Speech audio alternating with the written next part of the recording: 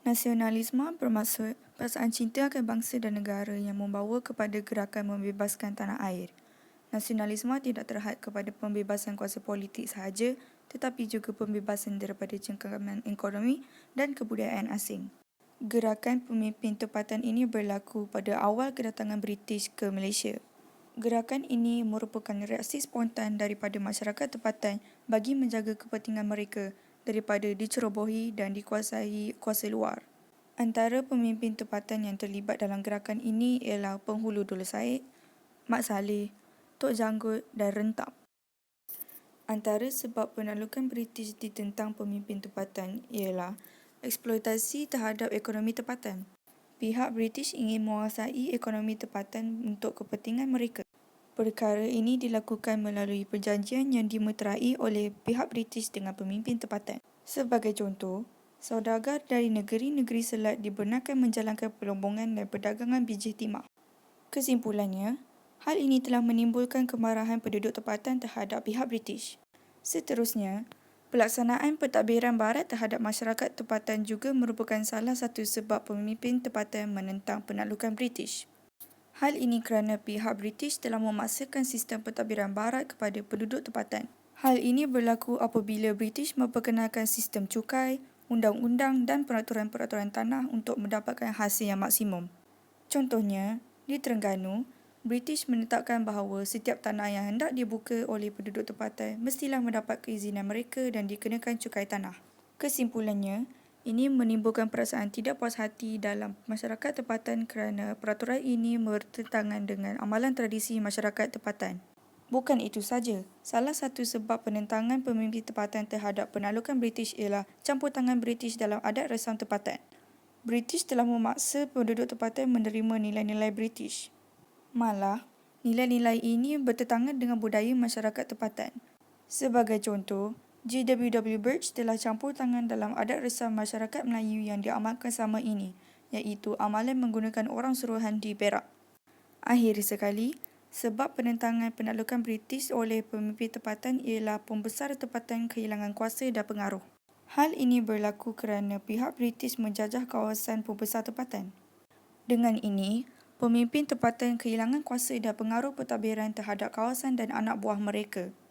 Kesimpulannya, anak buah mereka menyokong penentangan terhadap pelaksanaan undang-undang British yang menyulitkan kehidupan mereka. Pada tahun 1853, Rentap telah menentang James Brooke yang bertindak menghapuskan orang Iban di Sungai Sekerang yang dianggap sebagai lanun. Rentap telah menyerang pasukan James Brooke di kubu Nanga Sekerang bagi menghalang kezaliman James Brooke di daerah tersebut. Rentap dan pengikutnya berjaya mengusir James Brooke.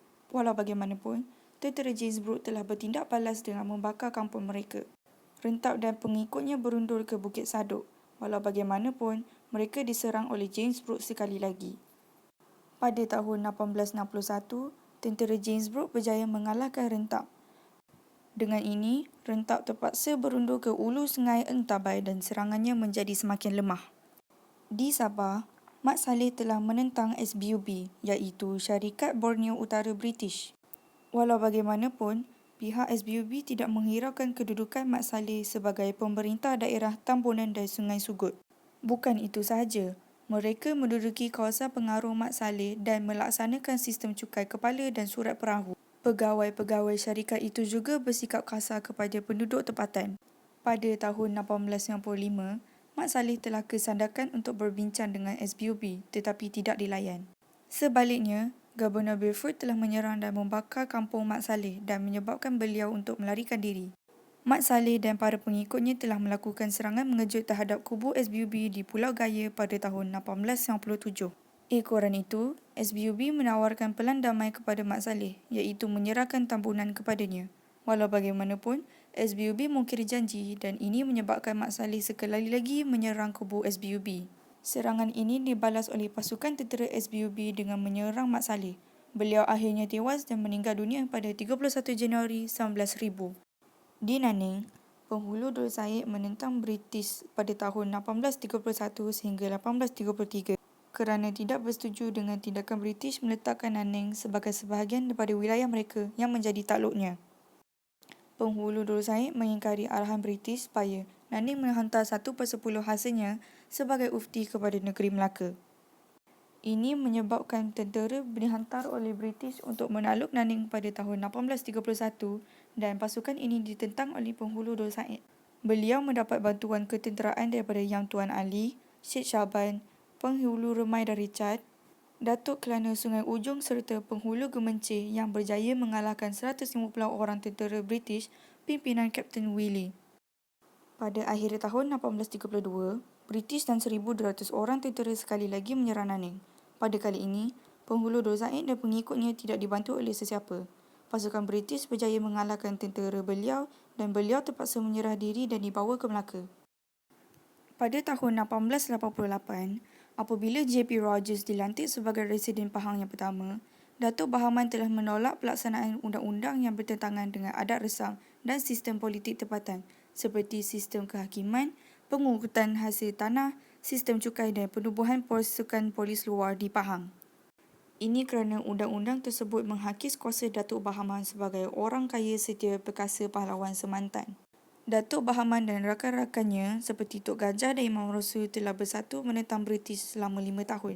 Pada tahun 1890, beliau menentang pembinaan Balai Polis Lubuk Terua di kawasan pengaruhnya. Beliau menyerang British kerana menangkap anak buahnya pada tahun 1891. Bukan itu sahaja, pada tahun 1892 sehingga 1894, beliau menyerang dan menawan semula Lubuk Terua, Kuala Tembeling dan Jeram Ampai. Walau bagaimanapun, beliau terpaksa berundur ke Kelantan akibat tekanan British pada tahun 1895. Datuk Bahaman menetap di Hulu Kelantan manakala Tok Gajah dan keluarganya menetap di Hulu Terengganu. Pada tahun 1896, Datuk Bahaman berpindah ke Bangkok dan diberikan perlindungan politik oleh Raja Chulalongkorn. Beliau menetap di Chiang Mai dan diberikan wang sara hidup sebanyak 1,000 baht dan meninggal dunia di sana. Pada tahun 1910, penentangan terhadap penjajahan British berlaku di Pasir Putih, Kelantan apabila sistem penasihat British diperkenalkan.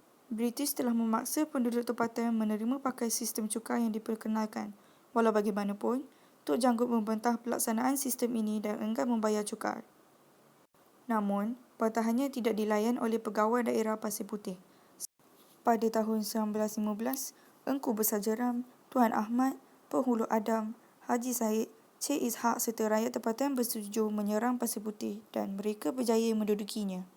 Dengan ini, sebuah kerajaan telah dibentuk dengan Engku Besar Jeram sebagai raja, Tok Janggut sebagai Perdana Menteri dan Cik Ishak sebagai pegawai daerah. Walau bagaimanapun, British telah menggunakan nama Sultan Kelantan untuk membawa masuk pasukan tentera dari negeri Selat dengan kapal perang HMS Cadmus yang mendarat di Tumpat. Mereka memulakan serangan pada bulan Mei 1915 di Saring. Serangan British yang tersusun dan penggunaan senjata yang lebih moden melumpuhkan perjuangan Tok Janggut dan pengikutnya. Ini menyebabkan Tok Janggut terkorban dan mayatnya diarak ke seluruh pekan Kota Baru sebelum digantung di pasar sebagai amaran kepada masyarakat tempatan yang berani menentang British. Antara langkah British untuk menangani pembentangan pemimpin tempatan ialah melalui peperangan. Hal ini kerana strategi mereka lebih tersusun dan penggunaan senjata yang lebih moden berbanding dengan kuasa tentera pemimpin tempatan. Sebagai contoh, British menghantar Kapten Willie untuk menawan tabur yang terletak dalam daerah Naning untuk memerangi penghulu Dor Said. Di samping itu, penggunaan nama Sultan juga merupakan salah satu cara British untuk menangani pembentangan pemimpin tempatan. Hal ini kerana pihak British tahu bahawa penduduk tempatan tidak akan menderhakai Sultan. Contohnya, pihak British telah menggunakan nama Sultan Kelantan untuk membawa masuk pasukan tentera dari negeri Selat untuk memerangi Datuk Bahaman. Bukan itu sahaja, salah satu langkah British untuk menangani pembentangan pemimpin tempatan ialah melalui tipu helah. Hal ini kerana pihak British ingin mendapatkan persetujuan daripada pemimpin tempatan. Sebagai contoh, Mat Saleh di Tambunan telah ditipu oleh SBUB untuk diserahkan daerah Tambunan semula kepada. Seterusnya, British menangani pembentangan pemimpin tempatan melalui perjanjian. Langkah ini diambil bagi mendapatkan kepercayaan pemimpin tempatan untuk menyerahkan kawasan penduduk mereka. Sebagai contoh, Datuk Maharaja Lela menandatangani perjanjian Pangkor. Akhir sekali, hukum bunuh merupakan langkah British untuk menangani pembentangan pemimpin tempatan. Hal ini untuk menimbulkan perasaan takut dalam masyarakat tempatan yang berani menentang arahan British. Sebagai contoh, mayat tu janggut diarak ke seluruh pekan Kota Baru sebelum digantung di pasar dalam keadaan kepala terbalik. Tindakan British terhadap pemimpin tempatan adalah tidak wajar kerana mereka bukan pemberontak. Hal ini kerana pembesar dilantik secara sah sebagai pembesar oleh Sultan di setiap negeri. Sebagai contoh, Datuk Bahaman dilantik sebagai orang kaya setia perkasa pahlawan Semantan. Dengan ini, beliau mempunyai kuasa ke atas kawasan pengaruhnya. Seterusnya, pemimpin tempatan bertanggungjawab untuk mempertahankan adat dan warisan negara. Sebagai contoh, di Perak, Datuk Maharaja Lela menolak campur tangan dalam adat rensam dan hal ehwal tempatan kerana J.W. Birch tidak tahu berbahasa Melayu. Di samping itu, British tiada hak untuk masuk campur usul pentadbiran atau menduduki kawasan pemimpin tempatan. Sebagai contoh, British campur tangan dalam pentadbiran Dul Said dengan menyuruh Naning untuk menghantar 1/10 hasil sebagai ufti negeri Melaka. Bukan itu sahaja, perbuatan British dalam menyeksa pembesar adalah tidak berperkara kemanusiaan serta dianggap zalim. Contohnya, mayat tu janggut diarak ke seluruh pekan Kota Baru sebelum digantung di pasar dengan kepala di bawah dan kaki di atas sebagai amaran kepada masyarakat setempat. Akhir sekali, British mengambil alih atas dasar paksaan. Sebagai contoh, James Brooke menguasai Sarawak dengan bertindak menghapuskan orang Iban di Sungai Serang yang dianggap sebagai lanun. Antara cabaran yang dihadapi untuk memperkasakan semangat nasionalisme ialah masyarakat tidak lagi menguasai tentang sejarah bangsa. Cadangan untuk mengatasi masalah ini ialah dengan mewajibkan mata pelajaran sejarah dalam sistem pendidikan negara. Dengan ini, generasi yang akan datang dapat menghayati sejarah bangsa. Seterusnya, masyarakat yang berbilang bangsa juga merupakan salah satu cabaran yang dihadapi untuk memperkasakan semangat nasionalisme. Ini kerana Malaysia terdiri daripada 3 kaum utama iaitu Melayu, Cina dan India serta Sabah dan Sarawak etnik. Cabaran yang diberikan ialah rakyat Malaysia mestilah menghayati rukun negara. Malah, pemimpin sewajarnya mewatirkan rukun negara. Cabaran terakhir yang dihadapi ialah masyarakat mudah terpengaruh dengan budaya luar. Ini kerana jenis media yang dipaparkan tidak ditapis. Sebagai cadangan, pihak berkuasa sewajarnya mempamerkan media yang berikan pengajaran kepada pengguna. Antara kepentingan pengamalan semangat nasionalisme ialah kedaulatan negara terjamin. Dengan ini, urusan pentadbiran sukar untuk dicampur tangan oleh kuasa luar. Seterusnya, keamanan negara dapat dikekalkan tanpa memikirkan perbezaan perkauman. Contohnya, negara-negara luar kacau bilau kerana tidak mengamalkan semangat nasionalisme. Bukan itu sahaja, masyarakat yang bersatu padu juga dapat dibentuk.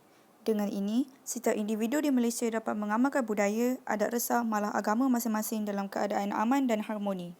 Di samping itu, masyarakat yang mempunyai jati diri juga dapat dibentuk. Sebagai contoh, Datuk Nicole and David melambangkan nama Malaysia sebagai pemain squash nombor 1 di dunia. Akhir sekali, pengamalan semangat nasionalisme juga penting untuk mengharumkan nama negara di mata dunia. Contohnya, Datuk Dr. Syed Muzaffar menjadi angkasawan pertama Malaysia untuk ke angkasa lepas. Antara ikhtibar yang dapat diperoleh daripada tajuk kajian ialah kita mestilah berani mempertahankan hak agar negara tidak dijajah oleh kuasa luar. Contohnya, penghulu Dul Said yang berani mempertahankan Naning daripada dijajah oleh pihak British. Selain itu, kita perlulah mempunyai semangat patriotik yang tinggi. Dengan ini, kedaulatan negara akan terjamin. Misalnya, Datuk Bahaman menolak pelaksanaan undang-undang British yang menentang adat resam tempatan. Di samping itu, kita haruslah berusaha menuntut ilmu agar dapat memerintah negara dengan bijak. Sebagai contoh, Haji Abdul Rahman Limbong yang mempunyai ilmu agama tidak berpuas hati dengan sistem cukai dan undang-undang yang diperkenalkan oleh British. Seterusnya, kita sewajarnya bersatu padu dalam apa jua keadaan. Misalnya, Datuk Bahaman dan rakan-rakannya, Imam Rasul dan Tok Gajah bersatu menentang British selama 5 tahun. Akhir sekali, kita mestilah setia kepada pemerintah agar tidak dijajah kuasa luar. Contohnya, British menghantar 3 orang pembesar yang membawa perintah Sultan untuk menawan semula Kuala Berang. Pengetahuan yang boleh diperoleh daripada kajian ini ialah pembesar tempatan kehilangan kuasa. Contohnya, Datuk Maharaja Lela yang terhakis kuasanya sebagai orang kaya-kaya Maharaja Lela Tun Jana Putra. Selain itu, British juga mencabuli adat rusam tempatan. Contohnya, J.W. Birch tidak menghormati budaya tempatan dan tidak tahu berbahasa Melayu. Nilai-nilai yang dapat diperoleh daripada kajian ini adalah nilai kerjasama dan keberanian. Unsur patriotisme yang terdapat dalam kajian ini pula ialah taat kepada pemimpin dan usaha-usaha untuk mempertahankan negara.